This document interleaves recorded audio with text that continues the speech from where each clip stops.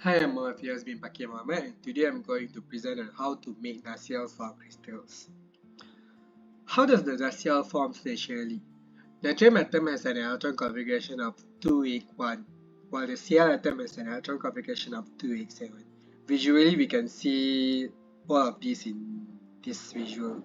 We can see that the outer orbit are not filled, so both of the atom will try to be more stable.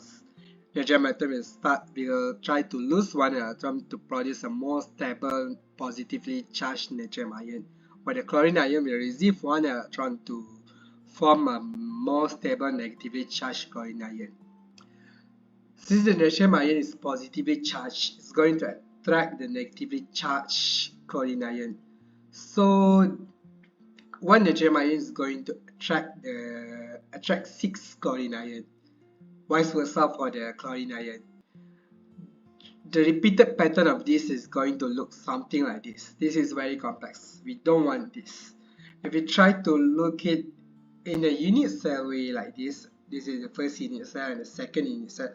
You can see more nicely the repeated pattern. This is the crystal structure that we actually try to find from making the salt crystal. And one of the thing I'm just putting out here is supposedly the NaCl crystal is FCC structure, has FCC face centered cubic structure. But we cannot actually see this from the unit cell, right? But we can try to see it from highlighting the natrium ion. You can see there's 8 corner ions and 6 face ions, which is the same case for the chlorine ions.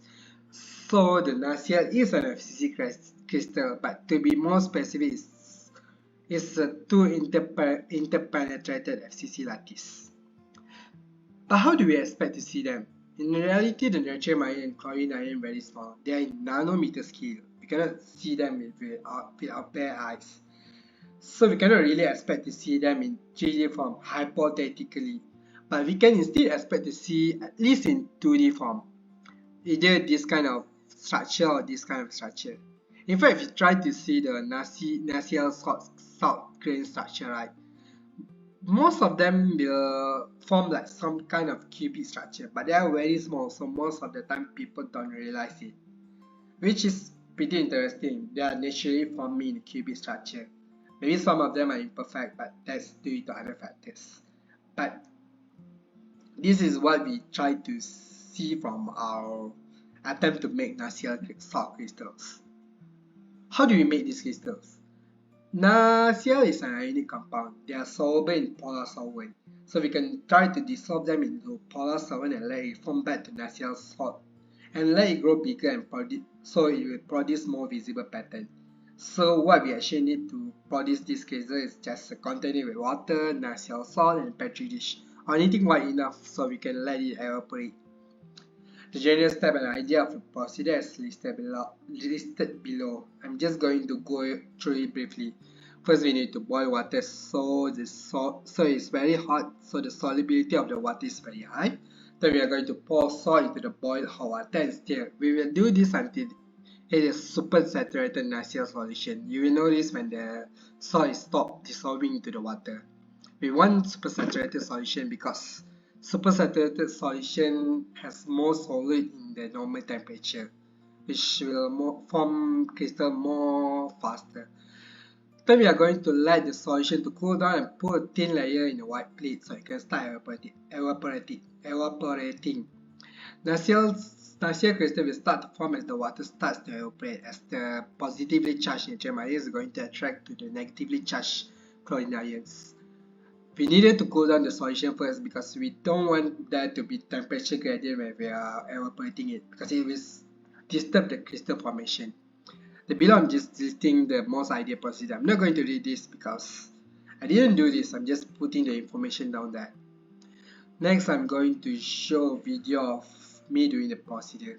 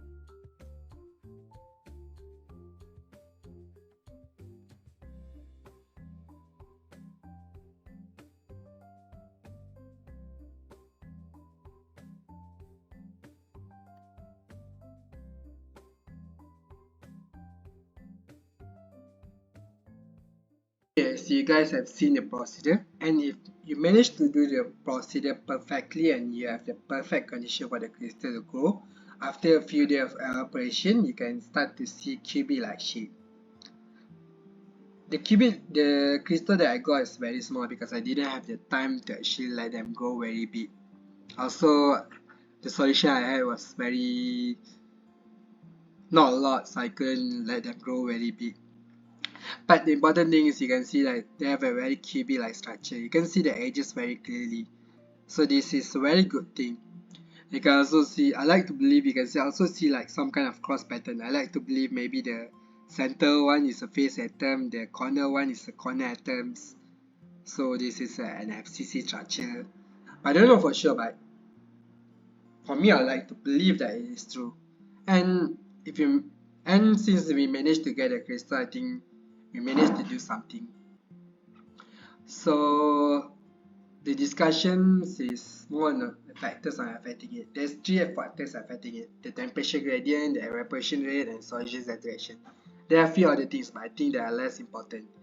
If you have a very changing temperature gradient, your crystal will not form perfectly. Maybe in the end, it's just going to form a grain and everything. The evaporation rate will affect on how big the crystal will grow. If it's too fast, it's going to form small crystals. If it's too slow, if slow, it's going to form bigger crystals, but it will just take very long time. If the solution is not saturated enough, it's not going to form the crystal. It's going to form grains instead. In conclusion, it's a very fun experiment to do, so please do it. Thank you for listening.